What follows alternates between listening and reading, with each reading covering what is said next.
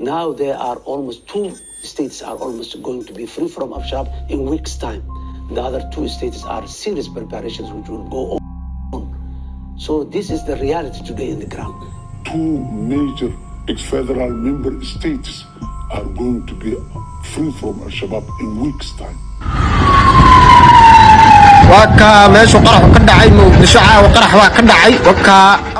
In the past 16 months, the president of Somalia made a bold promise to rid Al-Shabaab from 2 states within the country. However, today we find ourselves witnessing a different reality. Yesterday, there was a devastating explosion near Villa Somalia, where the president lives. It happened just 450 meters away from the office of the selected president.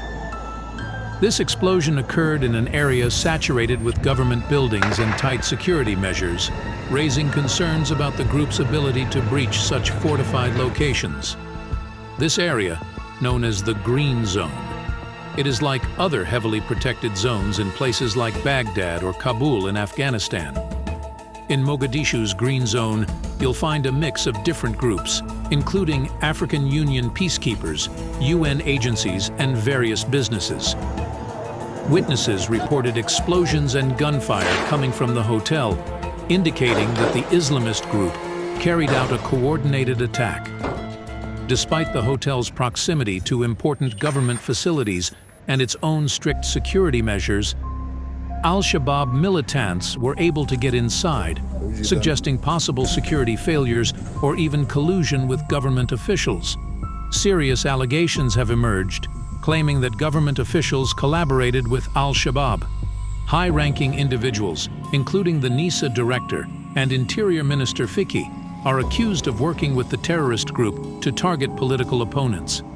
In 2013, a UN report revealed that the current Somalian Interior Minister, Fiki, had collaborated with Al-Shabaab while he was in office before resigning. Despite his troubled past, he has now been employed by the Somalian president, raising concerns about the government's commitment to combating Al-Shabaab. Furthermore, in 2013, reports says several individuals arrested on suspicion of being associated with Al-Shabaab were working as agents for Fiki. Both the NISA director, Mahad Salad, and Interior Minister Fiki belong to the Hawiye tribe. It's important to note that both Fiki and President Hassan Sheikh have affiliations with the Muslim Brotherhood Islamists, an organization linked to terrorism. There are some curious connections between Qatar, Al-Shabaab, and the Muslim Brotherhood. Qatar is known for funding Al-Shabaab, while also supporting the Muslim Brotherhood within the Somalian government. One influential figure is Badiou, an extremist from the Muslim Brotherhood who advises President Hassan Sheikh. Badiou has been pushing for expansionism and invading neighboring countries like Ethiopia, Djibouti, Kenya, and Somaliland.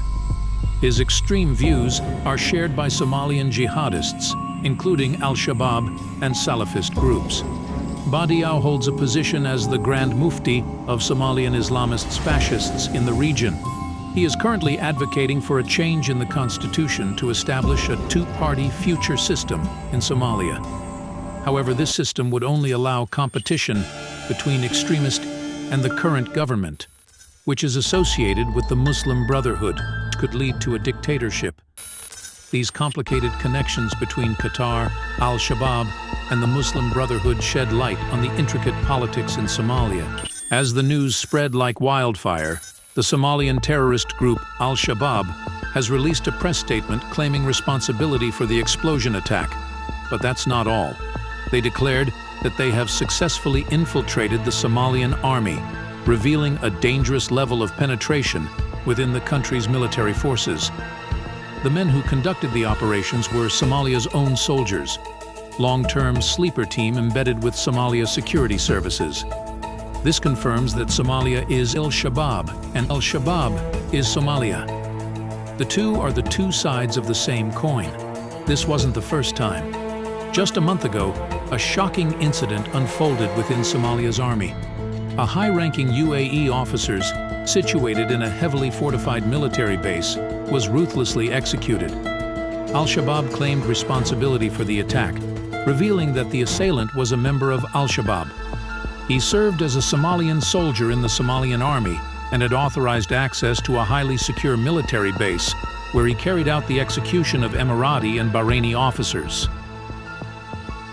According to a CIA report, the majority of Al-Shabaab members, making up around 43%, are from the Hawiye tribe. Coming in next, we have the Darod tribe at 31% and the Dire tribe at just 11%. But what's interesting is the influence of the Hawiye tribe within the terrorist group. The Hawiye tribe takes charge of almost every aspect of the operations, from the top positions like the emir and senior personalities, to the officers, spokespersons, and even the crucial areas of taxation, defense, security, and training and development. The Hawi tribe dominates it all. It's no wonder that critics often refer to Al-Shabaab terrorist grouping as the Hawi family business. The influence of the Hawi tribe shapes the very core of the terrorist troop operations.